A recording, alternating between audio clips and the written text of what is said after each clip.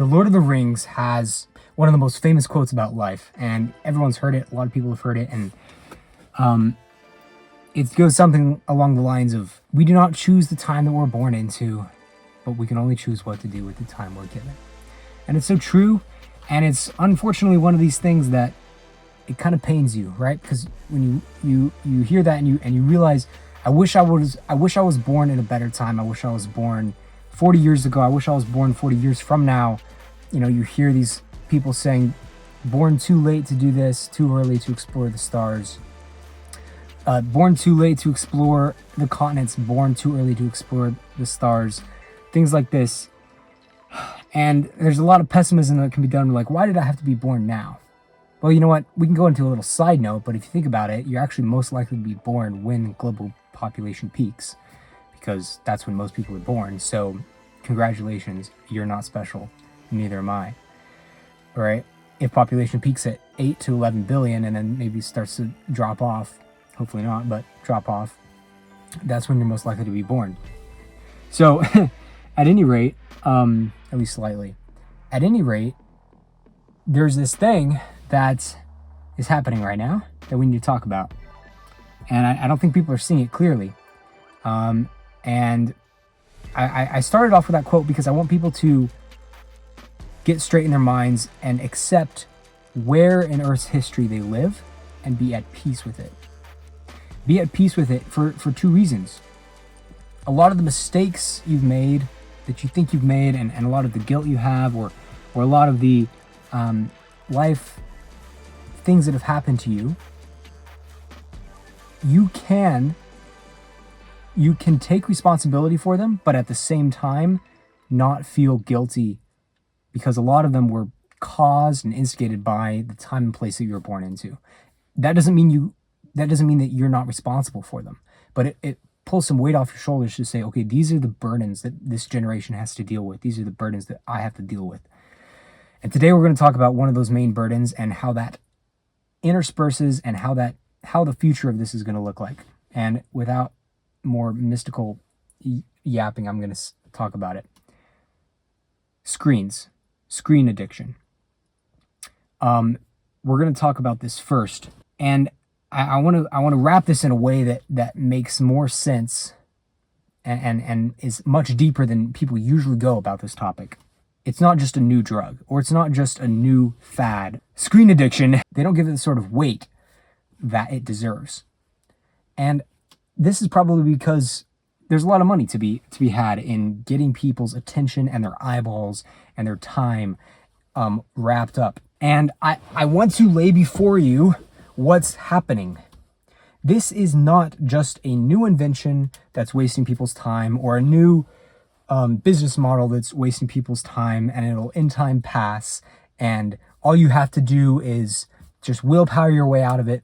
You do, but I'm giving you a little bit more context to this to make you feel not quite as bad about what's happening to your brain when you're hijacked by these algorithms, and everyone knows what I'm talking about, okay?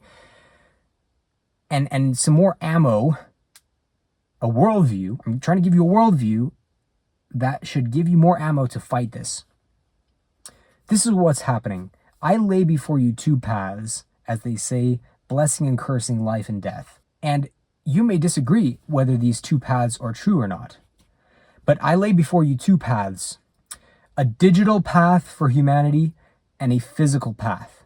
And I'm not saying that these two are going to be not intertwined, but let me tell you what I'm saying. So you think that iPhones and screen addiction is the worst it's going to get? You think that it's going to be this hard? Like us complaining, oh, it's hard to go to sleep at on time, and we stay up till 1 a.m. and all these big tech companies saying that their number one competitor is people's sleep. What's up with that? Well, here's the thing, and I promise you, I'm going to end this on an encouraging note, but here's the thing: it's only going to get worse. What do I mean by that? It's only going to get worse. Neuralink, right? They're developing a chip that inserts wires into your skull, into your brain, and they can detect words, actions, intent, all from your brainwaves, and it's only a matter of time before they can do that straight to you too. This is going to unlock an entire, actually inject thoughts into your mind as well. media, music, everything. Okay, this is coming a bigger wave than you can even ever imagine. Artificial intelligence is going to make this so incredibly tempting is the wrong word. It's going to be almost a mandatory feeling. And what I mean by mandatory is even if they don't legally make you have these chips in your mind, it's going to hijack your nervous system to such an extent that your willpower itself may be disabled. And I want to be careful how I put this because I am a pro-tech person. I'm a pro-tech person, and as you're going to see throughout the course of this channel, we're going to be talking about tech, and tech as a force multiplier for humanity, for what the values of humanity at that time is. And so what this means is that we need to think about Neuralink and these sorts of mind-altering technologies. That's what iPhones and computers and artificial intelligence, especially in the early days, are going to mostly be. They're going to be aimed at simply manipulating people's minds, right? This is where the money is. This is where power and influence lies. Directly inserted into your brainstem, right? These things are happening. And as we progress deeper and deeper and deeper, people are going to start to realize a terrifying reality. And that reality is that they can build simulated worlds that are more pleasurable, more exciting, more, of course, we're already doing that now with the video games, right? But more entertaining than the real world. And you probably heard of the paradox of where are all the aliens, right? Fermi's paradox. If there are trillions and trillions upon trillions of galaxies and stars, why are the aliens leaving us alone? Well, besides the fact that we are the ghetto of the universe, and that they lock their doors as they drive by, a terrifying potential is that they got to the point where we're almost at artificial superintelligence, and they were able to use this intelligence actually before they use the intelligence to do things like cure cancer or warp drives or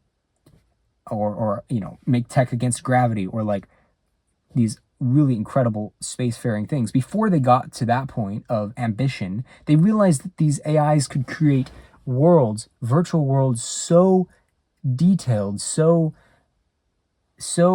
specific, and so, that they didn't want to explore anymore. They didn't want to keep going. I may link it down below, but one of my favorite videos by What If Altist is about the mouse utopia and the science experiment where they took a bunch of mice and they essentially had abundant resources for them. And you hear all these people in AI talking about the age of abundance is coming with AI. And what that means is that we're not going to have to work anymore. Okay, and you're like, yay, we're not going to have to work anymore. But what happened to the mice when they had full access to all resources? Long story short, they all died. It's actually terrifying how close in reality aspects of that. I'm not going to get into details because it actually gets highly political. But different groups try to tear each other apart with different ideologies. Essentially, the ones who wanted to have families were destroyed by the ones who didn't want to have families, and the birth rate plummeted, and there was a lot of, shall we say, mice arguments about gender. We'll leave it at that for now. And everyone died. Like, the whole population just collapsed. So we have to think about this, right? We are susceptible to the same thing. Yes, we have the frontal lobe. We can think through these things. And I believe we can because this is the kind of, like, what else do we have, right? Like, we have to have a vision for the future that's positive. But back to these two paths. This virtual world that we simulate is going to be so perfect that no one's ever going to want to leave it and do anything else. And some may argue, well, Kevin, isn't that a great thing? This means that we've, quote unquote, cured boredom. We've cured suffering. And it's, if you can't get a girlfriend in the real world, just enter the simulation, you're fine. Right? Like, and And there's arguments to be made about this, right? This is almost an argument from where philosophers put pleasure at the top of their value hierarchy. But I just simply ask from your heart of hearts, would the childhood version of you want that? I know we all played video games growing up, but we played video games because we were excited to get into the real world, right? We flew flight simulators because we wanted to fly airplanes, and we did certain things because we were excited about the real world. And I'm going to let everyone make their own decision about this simulation versus own reality, because I'm not saying there's a right or wrong. I'm just saying choose this day, choose. Are you as an individual, are you going to live in a simulated reality now and into the future on your phone, on your computer, because that's happening, that's going to be a thing, and you can just go do that?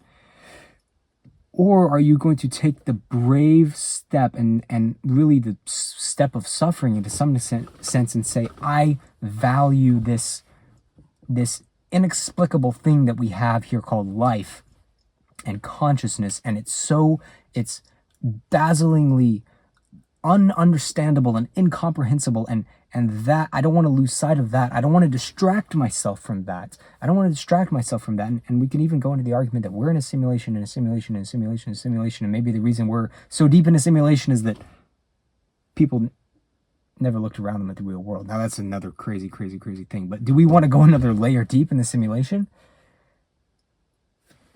Okay, that's getting a little bit too schizophrenic. Don't worry about that. The point is, do you want to explore space, understand physics, understand consciousness, like use these tools, use Neuralink, and use digital intelligence? Of course, you have to live to some degree in digital intelligence because that's where a lot of the knowledge and stuff is going to be. But you want to use these extraordinary powers that we're uncovering and inventing to drill down to the foundations of life itself and consciousness, and get to the bottom of why we're all here, and what is love, and just everything that ever is dazzling and beautiful about the universe.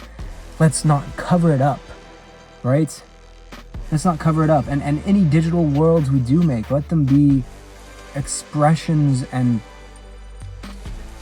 let us not make them escapism, but let them be expressions of true joy and love that are synonymous with the real world and reflect the real world and encourage people to be part of the real world. And my plea to you specifically is think about, from this day forward, are you going to be a being who hides from the truth of the matter through stories, even through religion? And that could be controversial, right? Whatever the truth of the universe is, are you going to face it head on with a brave heart and courage? Because I, for one, think that whatever's going on, the suffering, the beauty, the pain, the pleasure, the whole crazy mix of it is worth understanding and discovering. This is what I believe. And I encourage, and I hope that's what you'll choose to believe too, yeah? So at the end of the day, just delete Instagram. That's pretty much what I'm trying to say.